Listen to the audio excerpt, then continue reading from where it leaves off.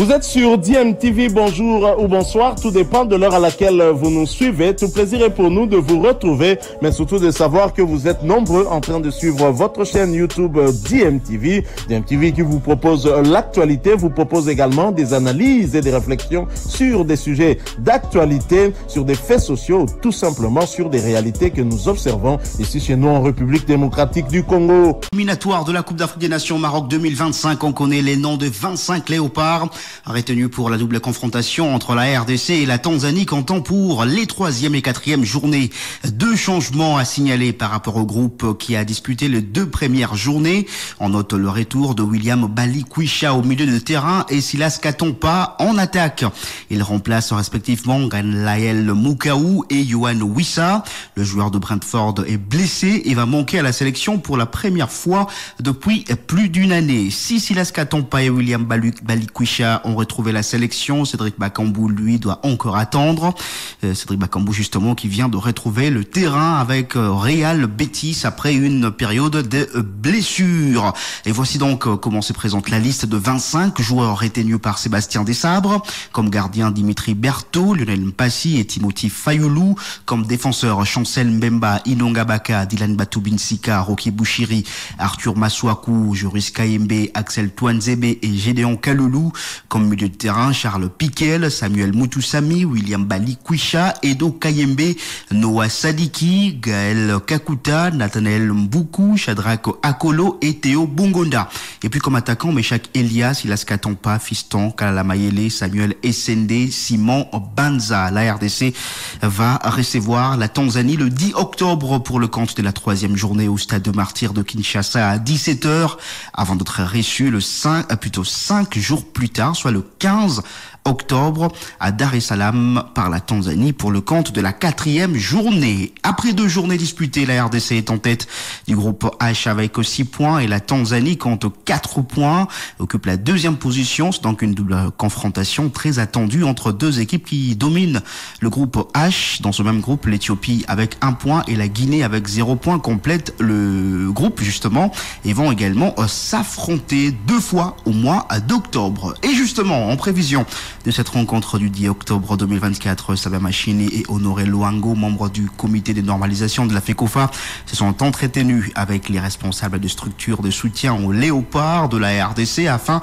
de s'assurer que l'organisation sera parfaite pour permettre aux fauves de sortir victorieux au stade des Martyrs. On va écouter Alain Boussy qui est président de la fraternité quinoise. Le CONOR a invité effectivement les structures qui soutiennent l'équipe nationale en perspective du match que nous allons livrer le 11 octobre. Et c'est entrevoir les stratégies ensemble comme partenaires, comment faire pour que nous puissions pousser notre équipe à engranger la 3e victoire qui fera que nous puissions avoir 9 points et ça nous mettra en situation de pouvoir aisément nous qualifier pour la CAN 2025 au Maroc. Nous allons dresser des banderoles, nous allons entrevoir, vu que c'est ouvert maintenant, voir si on peut avoir accès le moment venu à l'équipe nationale pour faire un geste, évidemment dépendamment de l'entraîneur, et c'est ce que nous allons faire. Ça permet à ce que nous puissions être unis, nous puissions regarder dans le même sens afin que l'équipe nationale puisse effectivement gagner, l'emporter et aller de l'avant. Nous demandons à tous les membres de la fraternité quinoise, sachez que nous sommes dorénavant bien pris en compte par rapport à l'équipe nationale et nous allons nous mobiliser, nous allons faire en sorte que nous soyons en grand nombre pour ce match-là du 11 octobre afin que cette équipe puisse engranger les 3 points afin que nous puissions totaliser 9 points. Voilà, c'était là Alain Boussy, président de la fraternité quinoise. On va quitter momentanément le football pour parler handball avec l'équipe nationale senior-dame de la RDC qui poursuit son stage au Portugal en prévision de la Coupe d'Afrique des Nations RDC 2024 prévue ici à Kinshasa du 27 novembre au 7 décembre prochain. Les léopards senior-dames de la République démocratique du Congo vont affronter l'équipe nationale du Portugal aujourd'hui en match amical national. C'est donc le premier match amical que les Léopards Seigneurs Dames de l'RDC vont jouer au cours de ce premier stage. Oui, puisqu'il y en aura encore deux. Le deuxième stage aura lieu au mois d'octobre prochain. Ça sera en Égypte où la RDC jouera 3 matchs amicaux. L'équipe U20 de l'Égypte, le club de Al Ahly, ainsi que l'équipe nationale de l'Égypte qui va également disputer la Coupe d'Afrique des Nations ici en République démocratique du Congo. Et puis le troisième stage aura lieu à partir du 15 novembre prochain, ici même à Kinshasa, avant le démarrage de la compétition le 27 novembre.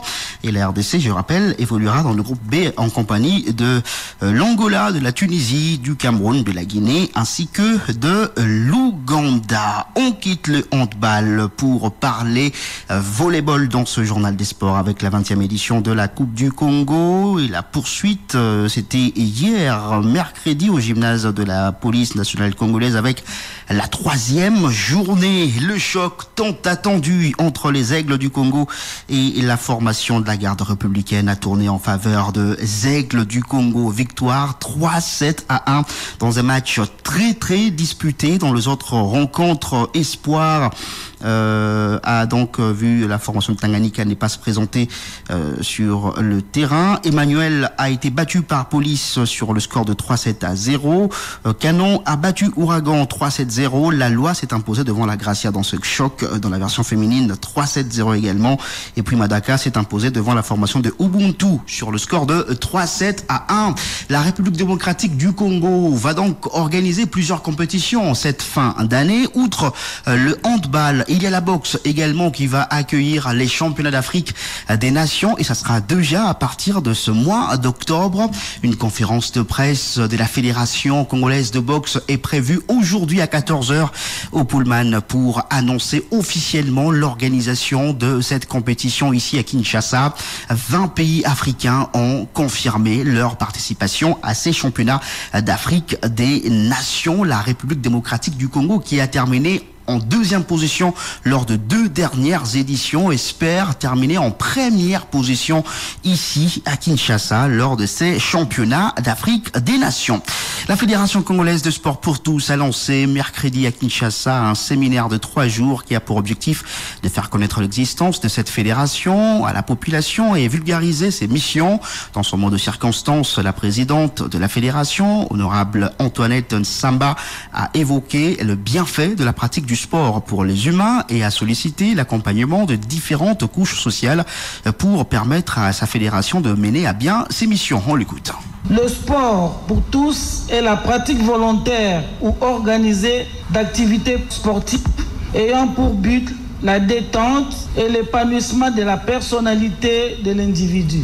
Il vise en outre la préservation et le développement des jeux et sports traditionnels appartenant au patrimoine culturel national. Je donnerai l'exemple de Nzango, de Libanda et de Bompela. Le Nzango, c'est un sport, une activité physique que les femmes, moi personnellement, j'ai eu aussi à le faire dans mon jeune âge et je continue aussi à le faire. La Fédération congolaise de sport pour tous, FECOS-PT, en sigle, a aussi pour mission proposer des programmes sportifs adaptés aux personnes en situation d'handicap dans le cadre de maintien de la bonne forme physique et psychologique, encourager la pratique sportive dès le plus jeune âge au niveau scolaire et universitaire, organiser les activités physiques adaptées aux personnes âgées, créer les mécanismes sportifs pour les travailleurs, les bureaucrates, les animateurs des institutions politiques,